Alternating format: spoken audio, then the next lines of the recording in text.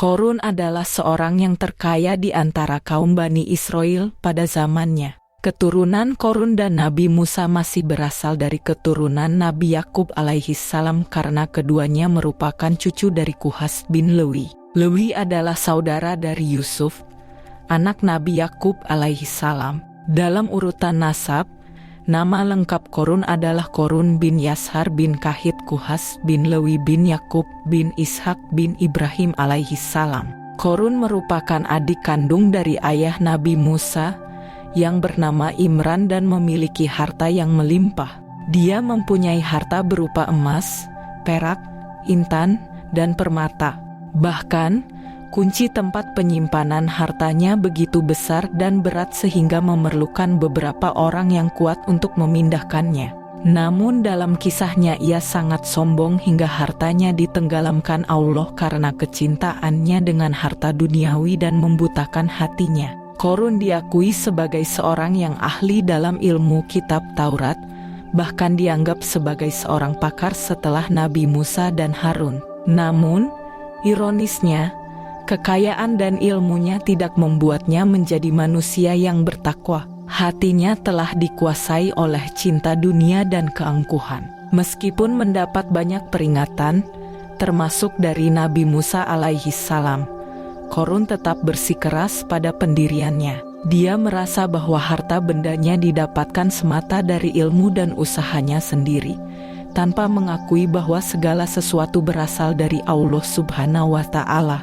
Namun dalam kisahnya ia sangat sombong hingga hartanya ditenggelamkan Allah karena kecintaannya dengan harta duniawi dan membutakan hatinya. Korun diakui sebagai seorang yang ahli dalam ilmu kitab Taurat, bahkan dianggap sebagai seorang pakar setelah Nabi Musa dan Harun. Namun, ironisnya, kekayaan dan ilmunya tidak membuatnya menjadi manusia yang bertakwa. Hatinya telah dikuasai oleh cinta dunia dan keangkuhan. Hal ini tertulis dalam Al-Quran Surat Al-Qasas ayat 78. Yaitu dia Korun berkata, "Sesungguhnya aku diberi harta itu semata-mata karena ilmu yang ada padaku." Tidakkah dia tahu bahwa sesungguhnya Allah telah membinasakan generasi sebelumnya yang lebih kuat daripadanya dan lebih banyak mengumpulkan harta? Orang-orang yang durhaka itu tidak perlu ditanya tentang dosa-dosa mereka.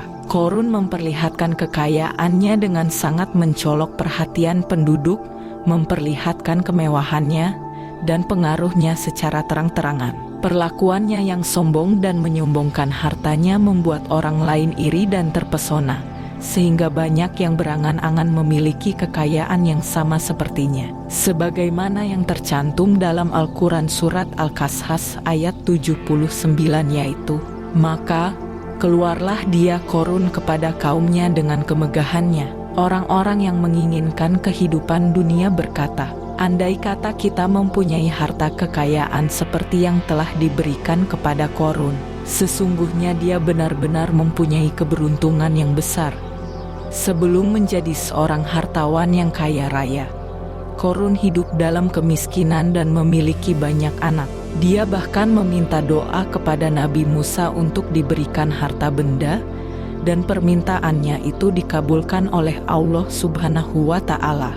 Diceritakan bahwa Korun seringkali mengambil harta dari kaum Bani Israel yang lain, dan dia memiliki ribuan gudang harta yang penuh dengan emas dan perak. Kekayaannya begitu besar sehingga kunci-kunci penyimpanan harta bendanya harus dipikul oleh beberapa orang yang kuat karena terlampau berat untuk dibawa oleh satu orang.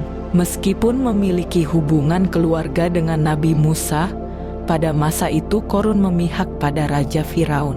Dengan keahliannya dalam bisnis, Korun mendapat dukungan dari pemerintahan Firaun yang menyebabkan kekayaannya melimpah ruah. Dia mempunyai harta berupa emas, perak, intan, dan permata. Sampai-sampai kekayaan yang dianugerahkan Allah Subhanahu wa Ta'ala ternyata membutakan mata hati Korun. Dengan harta itu, ia menjadi orang yang sombong, sangat kikir, dan enggan menyedekahkan harta miliknya kepada fakir miskin dan anak yatim. Korun melupakan bagian harta miliknya yang menjadi hak mereka. Nasihat-nasihat Nabi Musa tidak pernah dihiraukannya. Ia bahkan kerap memfitnah dan mencemooh Nabi Musa. Atas perbuatan ingkar dari Qorun, Allah kemudian menurunkan azab kepadanya. Allah menenggelamkan Qorun bersama harta kekayaannya ke perut bumi melalui sebuah bencana tanah longsor yang sangat dahsyat. Sampai saat ini, setiap kali orang-orang menemukan harta yang terkubur di dalam tanah, mereka menyebutnya sebagai harta karun.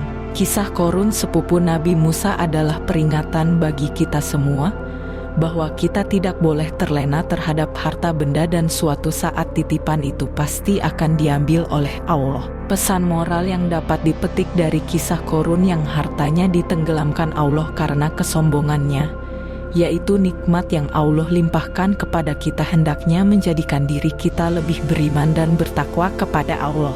Kisah Qorun yang kufur nikmat memberikan gambaran kepada kita semua bahwasannya harta benda yang berlimpah tidak akan menyelamatkan kita dari ketetapan Allah atas diri kita sebagai manusia. Semoga kisah ini membawa hikmah untuk kita agar tidak menjadi pribadi yang sombong dan kufur nikmat.